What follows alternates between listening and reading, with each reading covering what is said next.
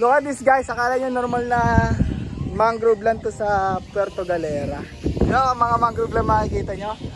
Pero pag pinanggan nyo, may marinig ko yung mga sounds.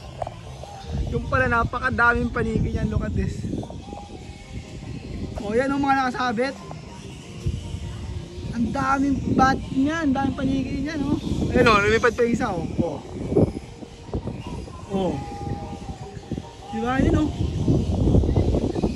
Lumipad, ang laki. Ayun, lumilipad sila, oh. Mga paniki, ang lalaki, tanghali lumilipad. Oh.